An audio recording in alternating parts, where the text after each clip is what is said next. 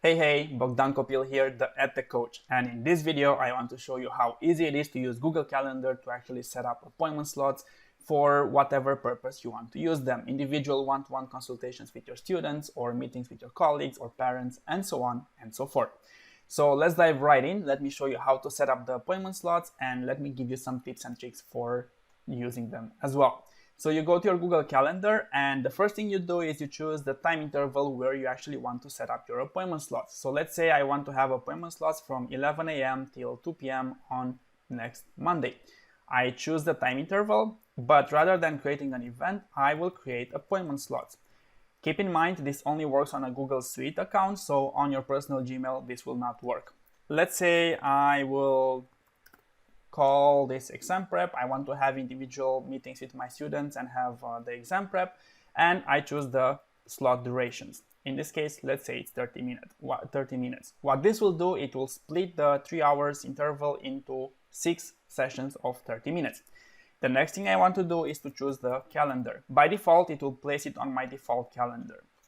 What I would recommend you to do is to create a separate calendar for those appointment slots, so you can actually repeat the appointment slots and people can actually book sessions in different days as well. If you want to see how to create calendars, double check my other video tutorials. I'll have a tutorial for that as well. Next step, hit save. So right now Google Calendar has created the appointment slots on my calendar. Now I need to send the link to those appointment slots to my students. How do I do that? Click on the event.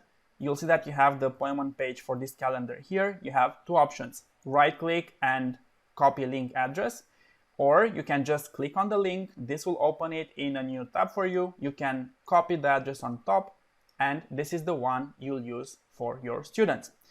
What do I do next? Well, I need to share this link with them. I can do that via email. So let's say I'm sending them an email, or I can do it via Classroom or Hangouts or whatever form of communication I use with my students. So I go to Gmail, and I'll actually use a template I've created before, because this is something that I would need to send over and over again. If you want to see how to create templates in Gmail, I will have a video tutorial for that as well. So this is the template I've already saved, and I'll just say, please click here, and this is where you can actually insert the link, right? So you highlight the text, insert the link, and voila, you can send it to your students. So let me send it to 2 of my students, so you'll see what happens when they receive the link. So there you go, I've sent it to my students. Let me go to my, once again, my calendar, and let me show you what happens when I actually book a slot as a student. So on the right hand side, you'll see my student account. On the left hand side, you'll see my teacher account. So what I'll do now is I'll go to my inbox, I'll check the email that I got from my teacher, click on the link, and it tells me that first of all, there are no appointment slots available this week. Go to the next time when you actually have them. Let's do the same for the teacher interface, right? Now, as a student, if I choose any of the time slots, let's say this one, my details are automatically filled in. So you'll see my name is saved in the event. I can add some questions for my teacher if I want to, and I can hit save. That's all I have to do as a student. This will show up on my calendar after that as a student, right? And I will easily be able to join the appointment slot. Now, what happened on the teacher interface? When the student chooses the time slot, that time slot is removed, and the next student that accesses the link will not be able to choose that time slot. The same thing, if I go to my actual calendar, this is how it will look like on my actual calendar. I will see that this appointment slot was already booked by Remus. Now, let me show you when another student does the same thing. So let's go to my second student, the one that actually I've invited to the appointment slot. When Cleopatra clicks on the link and she chooses a slot, once again, as you see, she doesn't see who booked the previous slot. She only sees that this slot is not available anymore. Let's choose this slot, save it, go back to my teacher interface, and now let's focus a bit on the teacher interface, because this is also something that's really important to understand. When your students choose the appointment slots, you'll notice that you will automatically have a link to a Google Meet. Please pay attention, because this Google Meet will be different from the Google Meet that Cleopatra has, which means that Calendar does the hard work for you.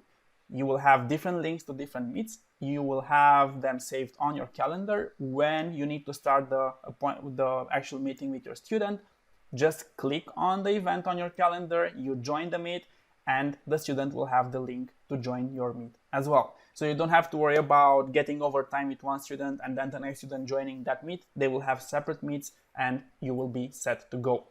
Something else I want to make clear though is that this only works with Google accounts, Gmail accounts or Google Suite for Education accounts. So if, for example, let's say I open an incognito window and I send this link to a parent, if the parent does not have a Gmail account, they will not be able to book a slot with you.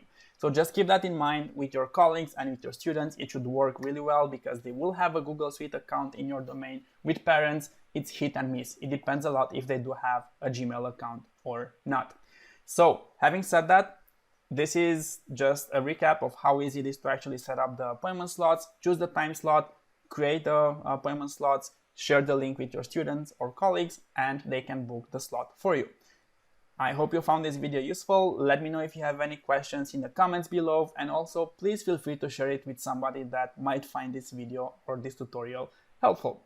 Until next time, I'm wishing you an awesome day. See you soon.